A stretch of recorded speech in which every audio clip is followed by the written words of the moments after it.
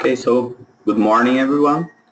It's a pleasure to receive today Professor Peter Nugent from Berkeley, and he's going to talk about the Palomar Transient Factory. So thank you very much for accepting this invitation, and please go ahead.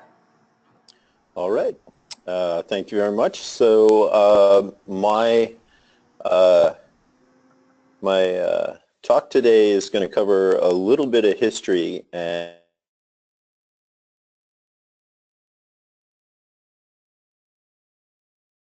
a revolution in astronomy, and then wind up talking about where we're heading in the future with the Zwicky Transient Facility and eventually LSST. So 20-some years ago, back in 1995, this is the way we hunted for supernova. So using the Victor Blanco down at Cerro Tololo in Chile, we would take some images at the start of the lunar month during new moon, and we would come back just a little bit shy of a lunar month later and take some more images and run image subtraction. We would send this data up basically by a 50 kbaud modem connection from Tololo to Berkeley. We could take about 200 images a night. These were 2K by 2K images on the prime focus camera that they had there. And we do about 4 nights a month over a 3-month season, and that would be about it. You'd get about 1,000 galaxies per field. You'd have 50 to 100 fields. You'd take 2 images separated by about, I don't know, 30 minutes or so to remove asteroids. And then after running the subtraction, we would find the candidates and we'd schedule follow-up imaging with the Keck telescope to get a spectrum to confirm what the object is. And then if everything looked great, we would do follow-up imaging with the WIN telescope in Arizona, the INT on the Canaries, or even the Hubble Space Telescope. And that's the way it sort of was. It was sort of very hectic around those few days, but then things would settle down and you'd have the rest of the year to analyze your data. This is sort of how we brought the data in. These are our collaborators there, and we would visually inspect the images, and we processed all of the data on a cluster of workstations that we hobbled together after the first year, or even before. People were doing it on their Sun workstations. And these were the things that we were sort of looking at. You'd have these large images of the sky, and then you'd do a difference image, and you'd look for a little bump in the night, and this was done visually. So, you know, here's a beautiful case of a nice supernova on a galaxy. Now, you wouldn't have seen this. It's buried in the galaxy, but the image subtraction brings it out, and that's the top panel. That's sort of the reference from the month before, the new image, and then the subtraction. But then you'd also get these garbage subtractions as well, and these were due to saturated stars or misalignments due to astrometric errors, etc. You know, per image, we would sort of have 200 5 sigma detections. And we require 2 independent detections to rule out an asteroid. And we made cuts based on shape, motion, etc. And a scanner would typically look at about 5 of these 200 per image, scan through all the image, and then we had multiple people checking the work, doing the same thing, and then we'd wind up with best possible candidates and decide what our action was. Now, it was all great. We got these 40-some odd high redshift supernova, and then we realized that we had now pushed our systematics from high redshift, where there were no supernova, to low redshift, where there were barely a comparable number of supernova to anchor our Hubble diagram. So we started doing searches with the Near Earth Asteroid Telescope people, and they had a variety of setups, one on Haleakala and then a couple different cameras at Palomar. And you can see going from, 200, maybe 8 megabyte images per night, we started to get some really large chips. Haleakala was a 4K by 4K, so you're looking at something 4 times larger, and instead of taking 5-minute exposures to find high redshift supernova on a 4-meter telescope, we were taking 20-second exposures on a 1.2-meter telescope. So our data rate increased even more there. And we were starting to get compressed data rates of 12 gigabytes per night, etc. And then you go all the way over to Palomar 2, and you can see it was a collection of chips, 16K by 24K, and it just got to be a tremendous amount of data for that time. So we would survey about 1,000 square degrees per night. This is a 250 times increase in scale from what we were doing before per night, and we were doing this every night. And that was the other major difference, that we no longer went from doing a handful of nights each month over 3 months. We started to do surveys where they were running every single night. And we still had the same thing running in the background. We had individual people looking at individual images, applying cuts, and determining what was there. So if you could get 5 people to scan through 200 images in a few, I don't know, maybe an hour, we could probably do it in 250 times that, well, you very quickly run out of graduate students.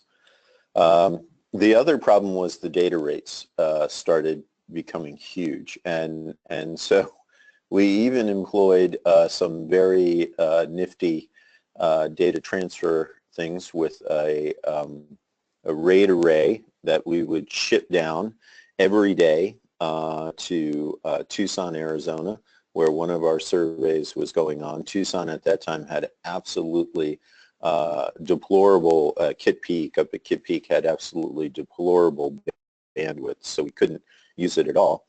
And so we just shipped RAID arrays down by FedEx. And, as the old professor once said, don't underestimate the bandwidth of a station wagon filled with DAT tapes. We actually achieved a sustained rate of 200 kilobytes per second while this survey was going on down there. So along comes PTF, and we realized that if we're going to do this and we're going to do it right, and we're going to have a survey where we're taking sort of 60-second exposures every night that the dome could open, and we're doing this for many years, we run into a lot of problems continuing business as is.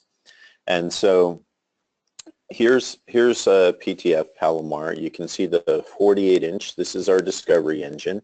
And the unique thing about PTF was that the collaboration owned half the time on the 60-inch. So anything that we discovered, we could immediately start individual follow-up for if it was interesting. So there was a real pressure on finding good stuff and then pushing it over to the 60-inch telescope.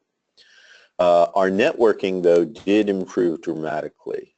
We teamed up with folks at San Diego Supercomputing Center and UC San Diego, and took advantage of the HP-REN network, where there were microwave relay towers set up from Palomar Mountain heading down to San Diego, and then from San Diego we would get on ESNet up to NERSC, and so we were able to maintain 155 megabits per second with that. So that solved the networking issue. So the data basically could get up to the lab before the next exposure was done reading it out. This is what the camera looked like. It was 92 megapixels, 1 arcsecond resolution. We got down to an R-band magnitude of 21 in 60 seconds. One of the chips was dead, which is why you see that blacked out region there. But this thing basically plowed the sky every single night. And unlike our original survey where we had, you know,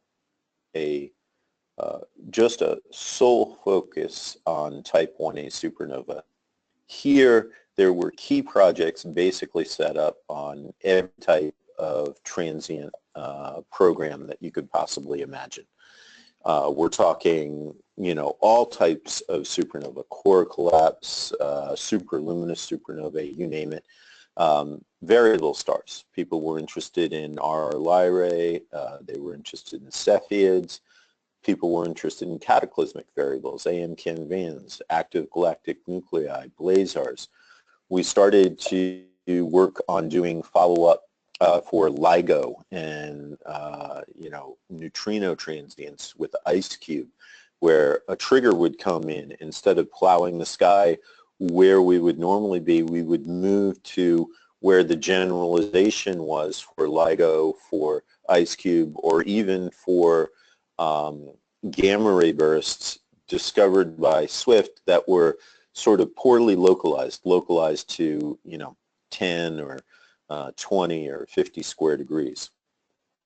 So there was a lot more going on there.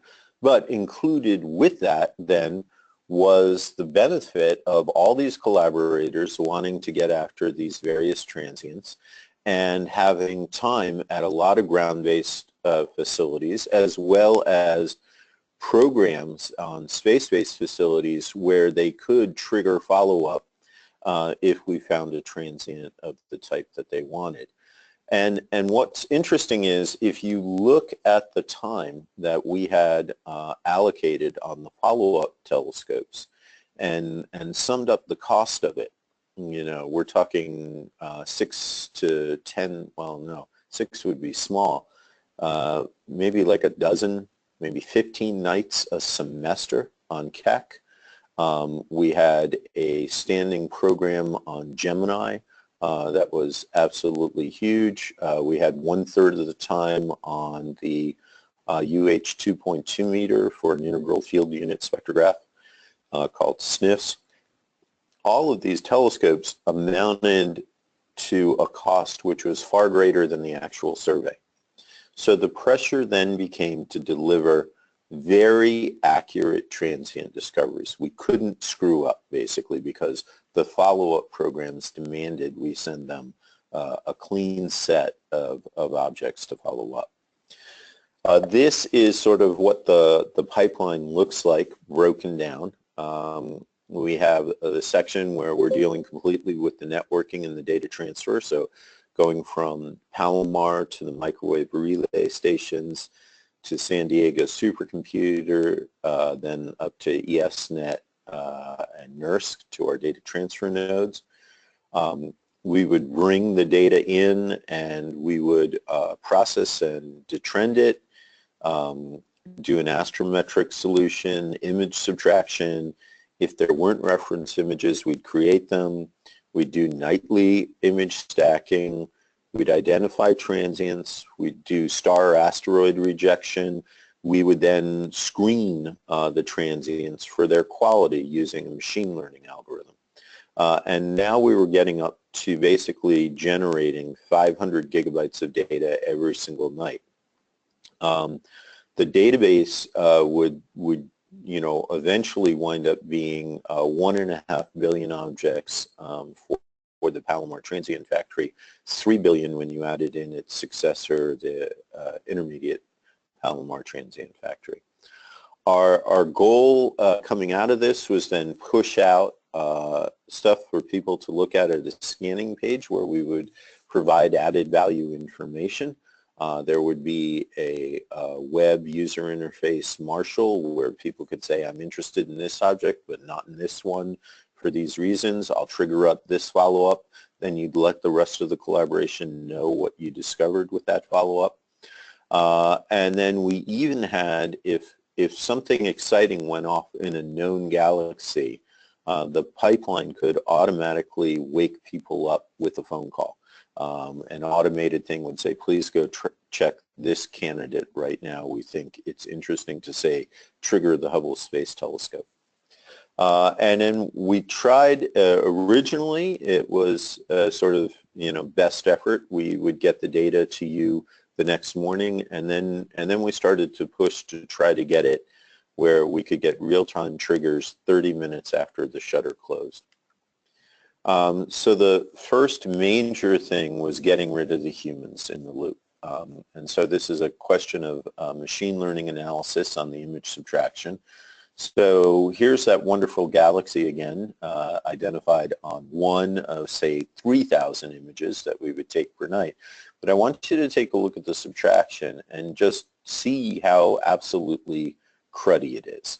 There are lots and lots of objects there that have no astrophysical background whatsoever. They're image artifacts. They're poor subtractions, etc. Josh Bloom and collaborators with me piping out good quality candidates for them to look at and garbage candidates for them to weight against, developed a machine learning algorithm based upon a random forest to screen through all of these objects. We would generate about 1.5 million bogus detections a night on 3,000 images that we took, and these are 4K by 2K CCDs. About 50,000 of these are known astrophysical objects. They're known variable stars or known asteroids, or say supernova that we've already discovered and we know them. But there were only 1 to 2 new astrophysical transients of interest. There were probably 20 per night that we would find. Most were higher redshift, near peak brightness, not something we're particularly interested in, but there'd be 1 to 2 new young ones. So this is sort of like a 1 in a million type of process to wade through and get at these objects, and that's what we used the machine learning for. Our database in the end, this shows you a breakdown of what we did in the first part of the survey, the 851 nights that comprised PTF from 2009 through 2012. So 2 million plus images in RNG, over 1.5 million subtractions, reference imaging covering 20,000 plus square degrees of sky. Like I said, over 1 billion candidates and about 50,000 transients that we identified and decided to name and follow up. And then this doubled in size with the IPTF, the follow-on survey that just finished up this past year. So to give you an idea of how we did the processing at the National Energy Research Scientific Computing Center, the data would come in at about 2.5 megabytes per second from the observatory to the data transfer nodes. We have a 250 terabyte allocation on the NERSC global file system to store the data and the references. We had a database that basically did bookkeeping of what images have been processed, what reference images have been made, can we do a subtraction, if we can do a subtraction, trigger it.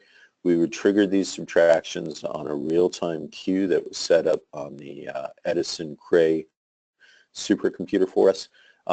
We didn't use the whole machine. This wasn't major high-performance computing, but we would take anywhere between 4 and 10 nodes during the night to run image subtractions to keep up in real time. And this would include the machine learning as well as the actual image subtraction. And then the Science Gateway node, which has access to the data on the global file system, would basically show people what we had found in the collaboration. And this pipeline actually spawned several other pipelines using data from DES, using data from the La Silla Quest telescope and most recently Hypers Prime Cam with Subaru. So this, back in 2012, was the typical turnaround that we achieved. Almost all the images got processed within an hour, and the median was somewhere around 30 minutes. And you can see, you know, there were some lags here and there, but the interesting part was there were some images that got processed in 10 minutes. And we thought to ourselves, why can't we get everything to go in 10 minutes? Why does it happen that we get one done in 10 minutes and then things start changing as we go along?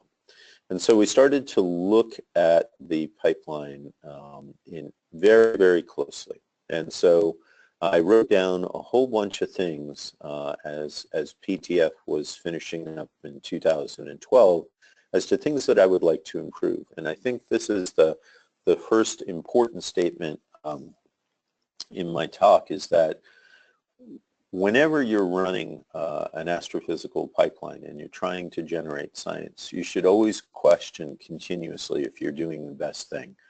And you should work to try to improve it. And improvements can be had in terms of quality. Can we improve the signal to noise on our detections in the pipeline?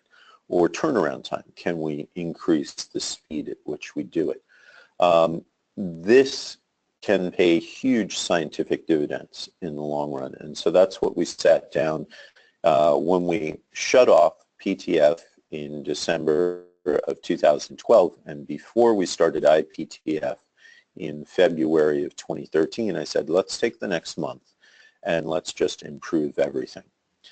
And so we started to take advantage of a project that was funded by the computing wing of the Department of Energy in terms of analytic modeling for extreme scale computing.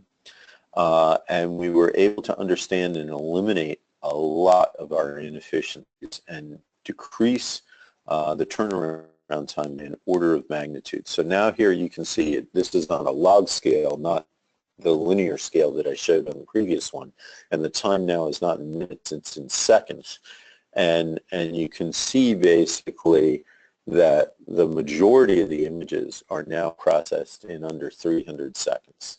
And there's the tail that goes out to a little bit longer, but even that tail is basically out to 10 minutes.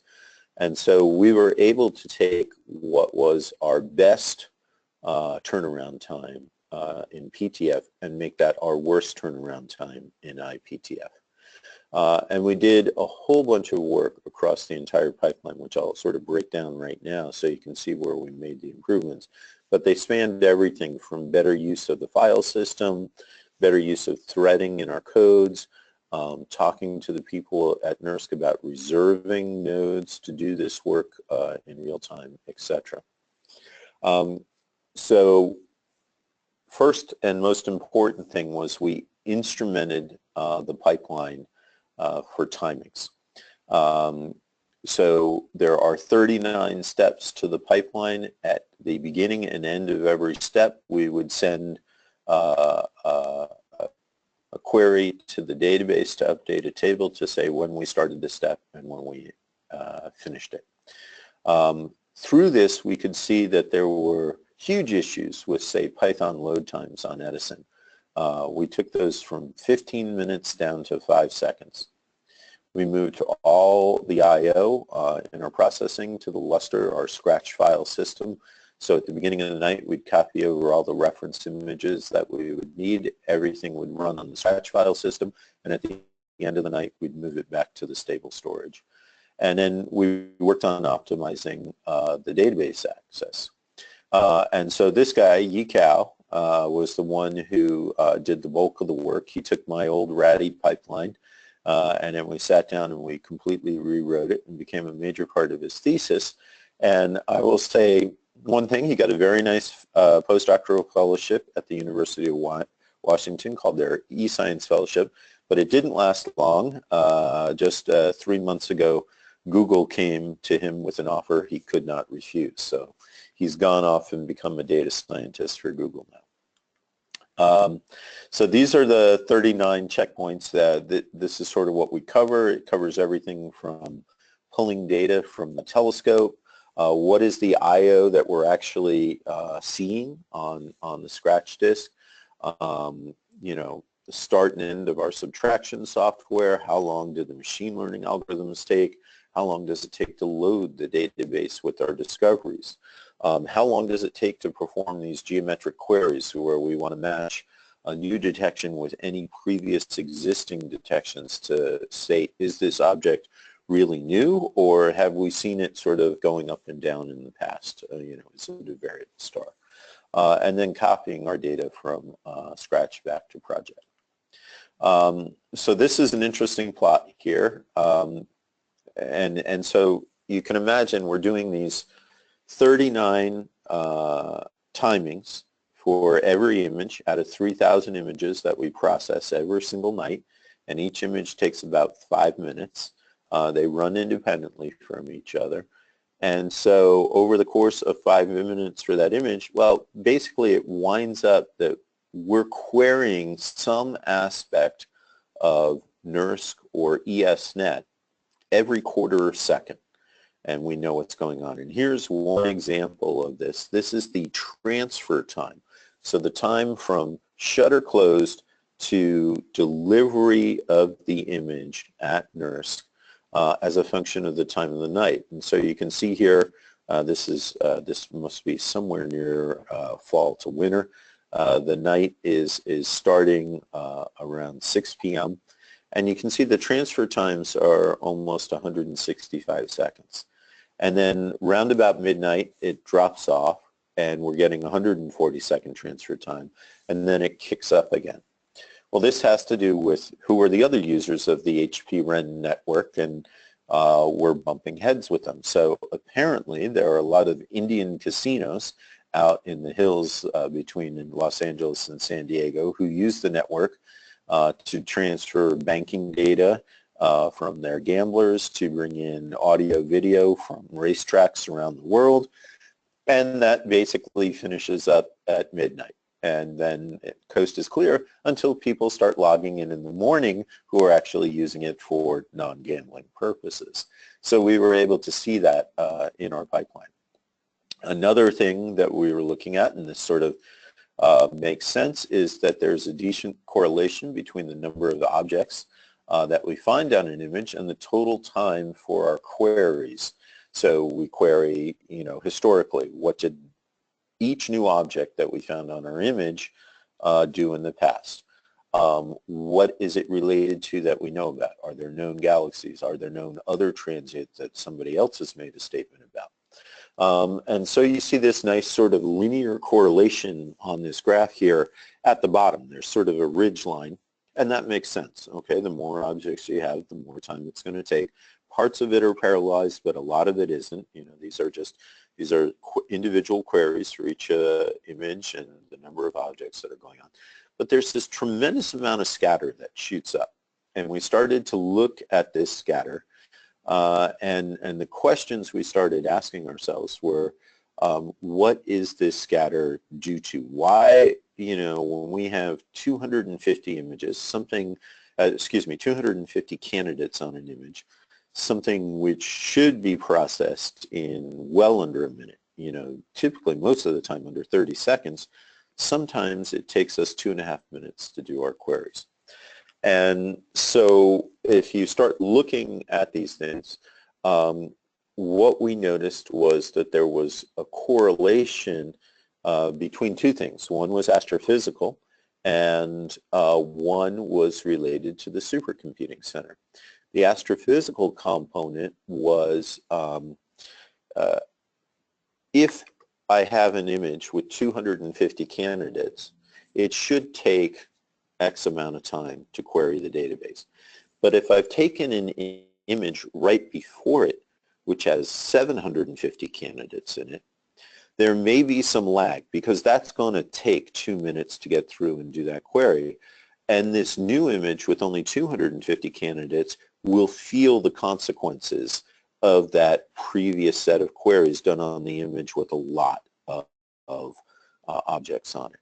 And so there was this lag. So what we started to notice was that if we went from a galactic field where there are tons of stars and tons of objects that'll vary and pop up on the subtraction to an extragalactic field, the first time we went there, the extragalactic field would suffer the lag induced upon it by the galactic field with all the objects. But then 2 or 3 images later, that galactic field, all those queries would sort of make their way out, and then it would revert back to normal. So these were the types of things that we started seeing, was that, oh, maybe how we schedule, where we look would be important. So instead of, say, hopping from a galactic field to an extragalactic and then back down to a galactic field, do all galactic, then do all extragalactic,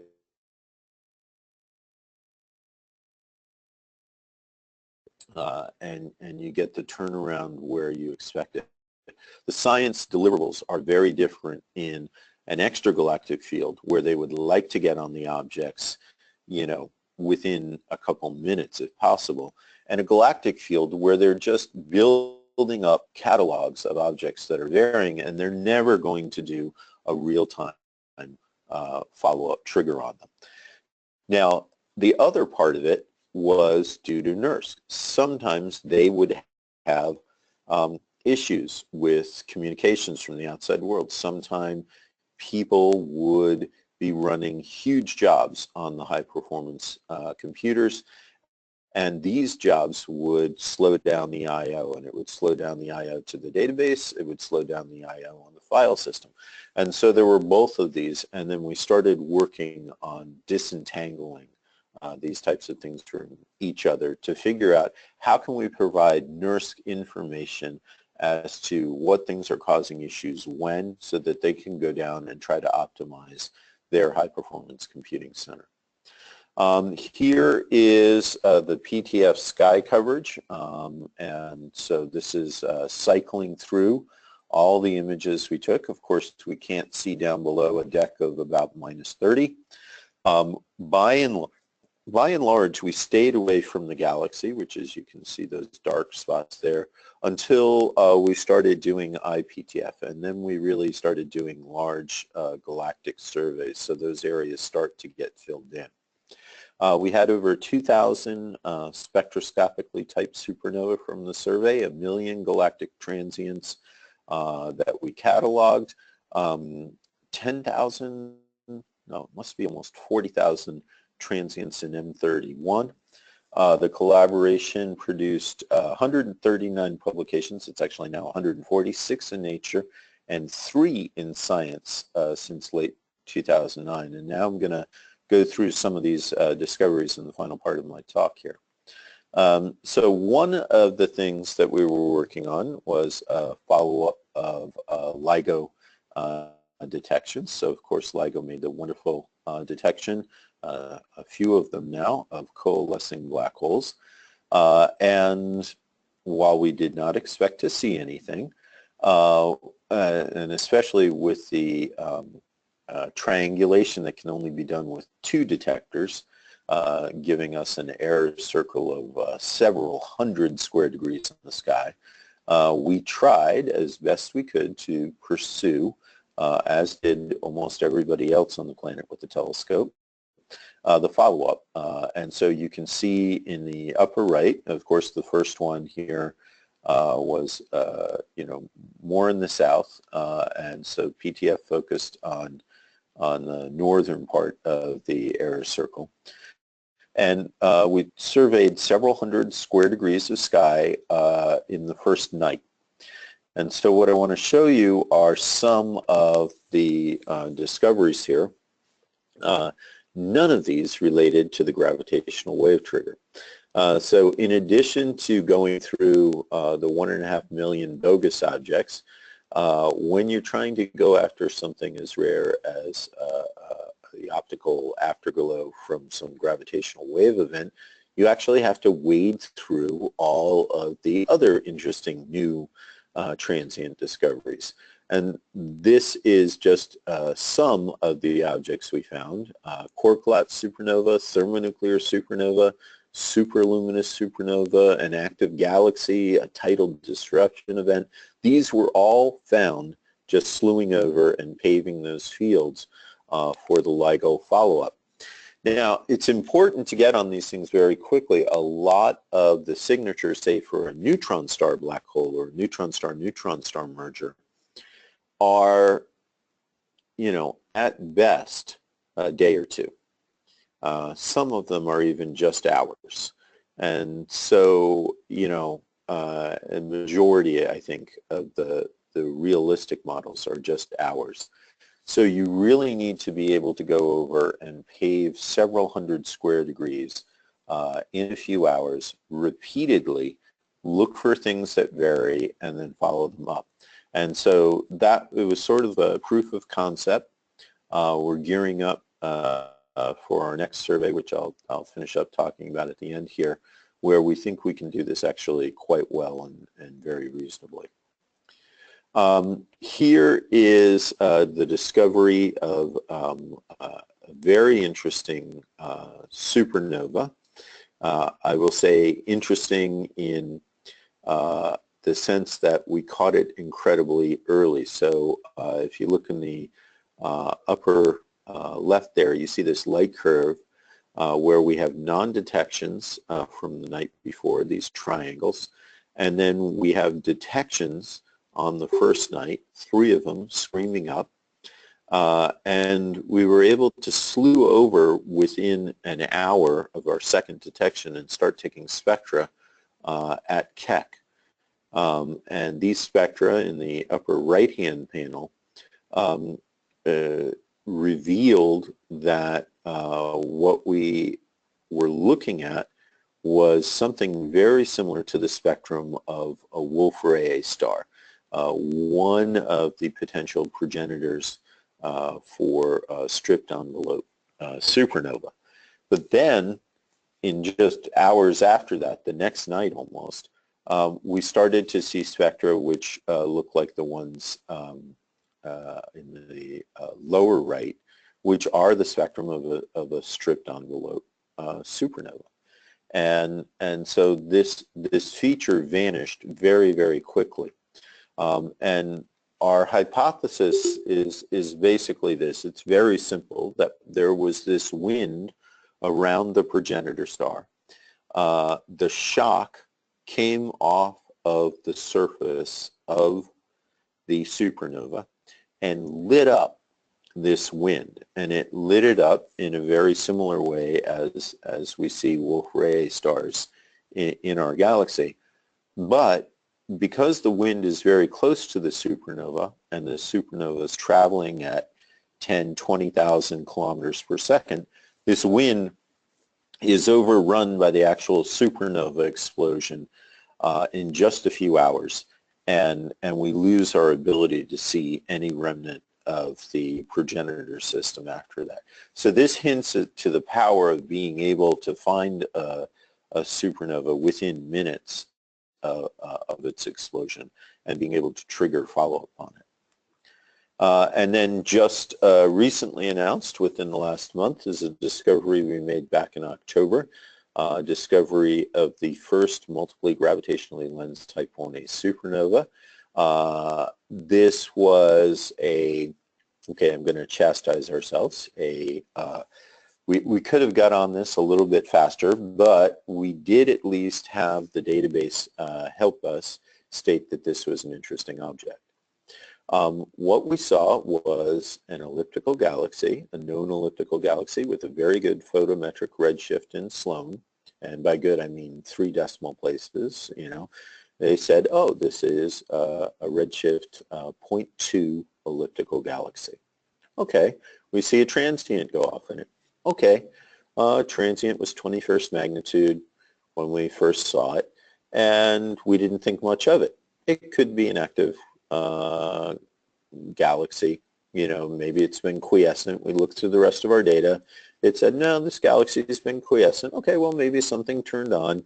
That happens on occasion with these galaxies. Could also be a type 1a supernova at a redshift of 0.2 near peak brightness, and we just saw it.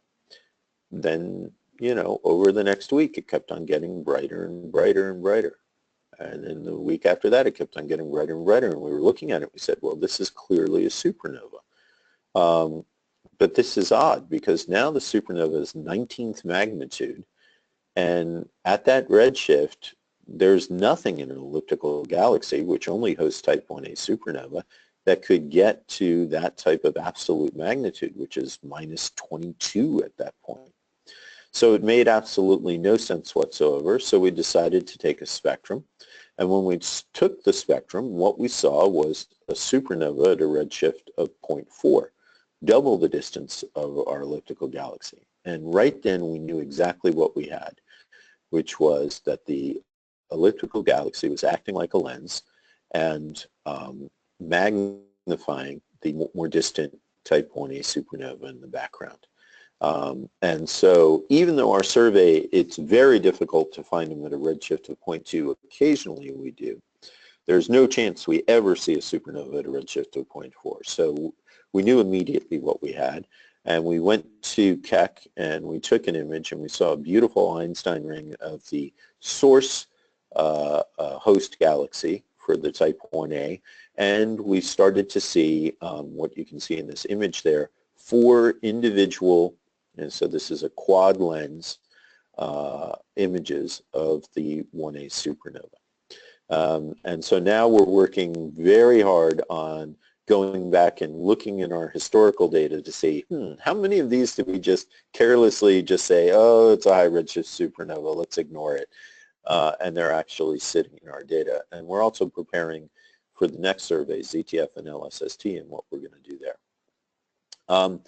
So what a survey like that does is it triggers additional subtractions. So if we find something like a supernova rising in an elliptical galaxy and it doesn't make sense, one of the big culprits it could be is an active galactic nuclei.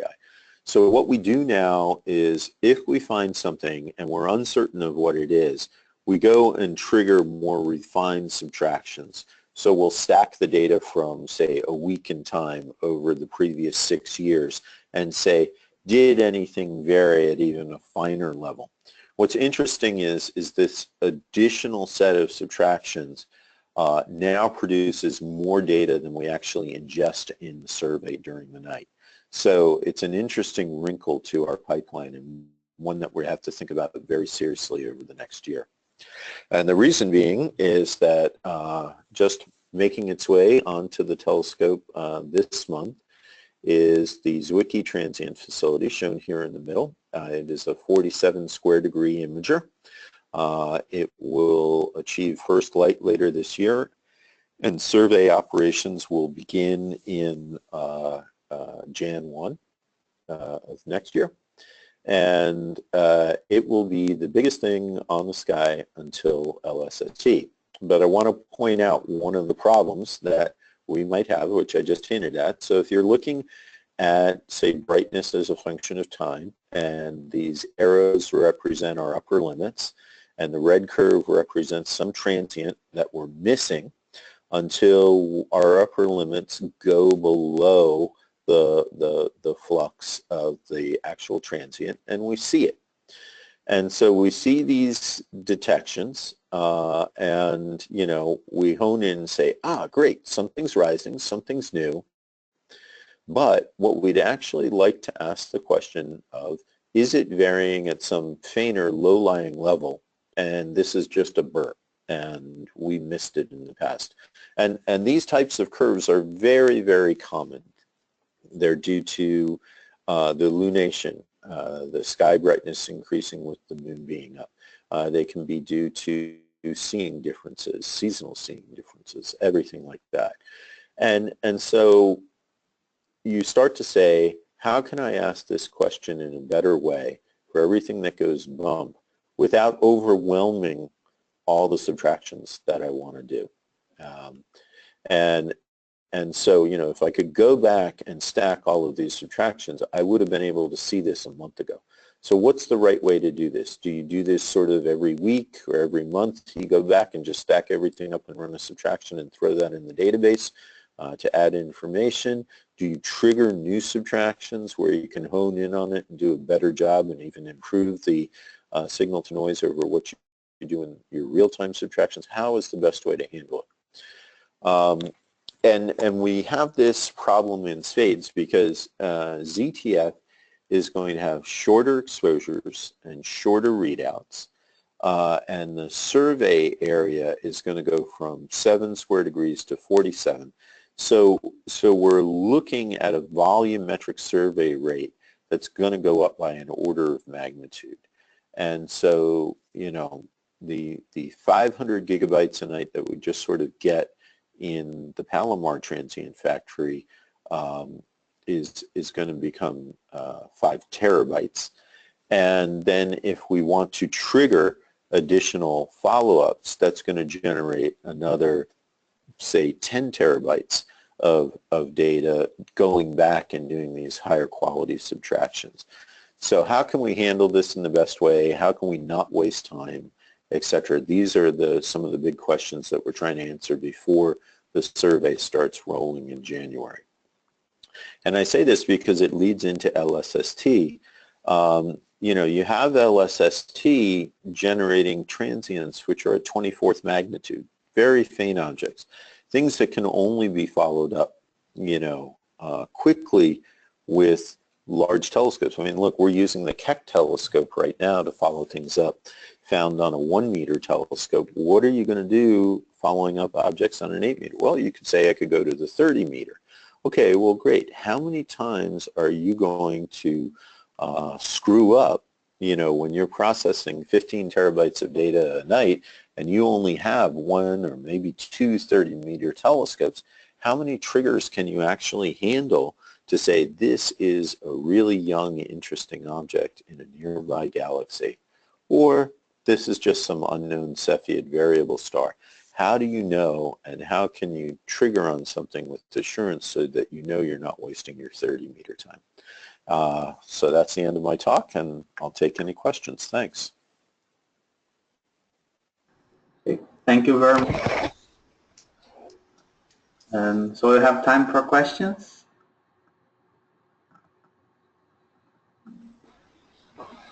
Well, Peter, answer your question. You posed the question. Now what are you going to do with it? I honestly don't know. I think part of it we will have to do some sort of monthly bookkeeping where we go through and we refine everything at a different level.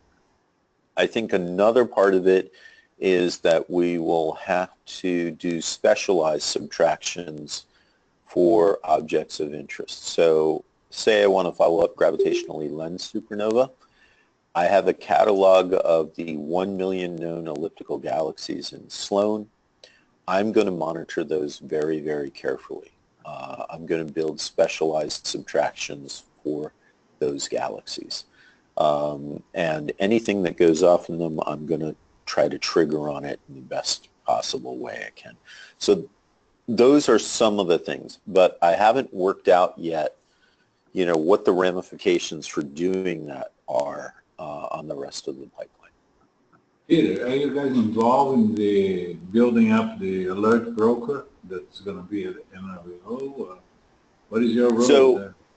Because your experience is incredible, right? I mean, yeah, so I'm very wary of the alert broker right now. So, I mean, LSST, say, at the end of the day, and ZTF at the end of the day, right, are going to produce RA deck magnitude. That's what they're going to shove out. They're not going to shove out much more than that, maybe an image cutout.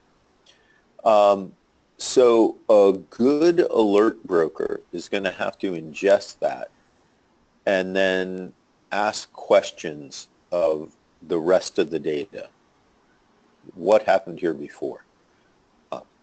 Is this a new object? Is this on top of a known object? You know, all these types of questions which can be hard. And they're going to be very, very different types of questions based upon your science. And so I have yet to hear somebody describe exactly how they're going to handle the data volume and do something interesting in real time. But I'm definitely interested in hearing what people come up with. No, definitely will be a challenge. No question about it. Yeah.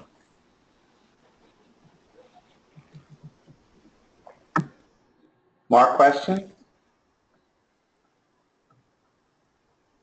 Well, I think it was also very interesting your lessons learned from the transition of PTF to IPTF. I mean, that's something that we all should take at heart and really examine our codes. I mean, extremely impressive, as a matter of fact. I mean, but you had professional help, right? I mean, people from the... This is very true.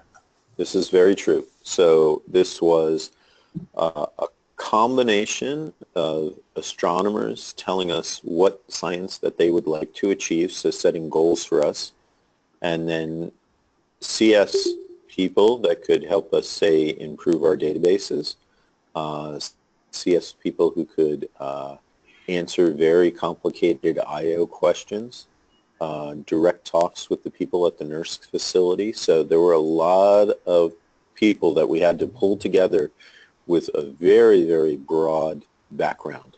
How did you manage to do that? Because do you have anything like a e-science center at Berkeley? Money.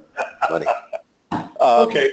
No. So we started. So two things happened that were really good. We had a very good student came in, said, I'd like to do this, who was an astronomer but had decent, what I would say, data scientist skills. So he was the focal point of contact. Then we had the NERSC facility wanted to concentrate a lot more on doing things for the experimental workflows. So they were invested in this on their side. And then we had this grant come out on extreme workflows from OSCAR, the Advanced Scientific Computing Research Wing of DOE, to basically take, to help us model the workflows. So we could hire people to come in and instrument our pipeline and tell us where things were going right and where things were going wrong. So all of those happened to come together in 2012. And with being induced by DOE itself, right? Yeah. Well, Peter, great talk, very interesting, as I expected. Thanks. Thank you. Thank you. Peter, does Ricardo have a question? Do you have a paper describing this process of improving the throughput and everything? Yes, I do. It is by Yi Cao, C-A-O, and you can see it. Just go to the archive. It was published last year. It is Cao, Nugent, and Kaslawal.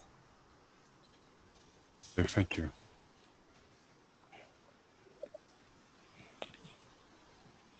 Okay, more questions?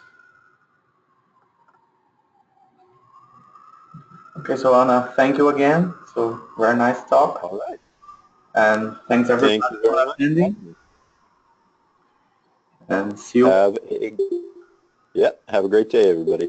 Okay, thanks. Bye-bye. Bye.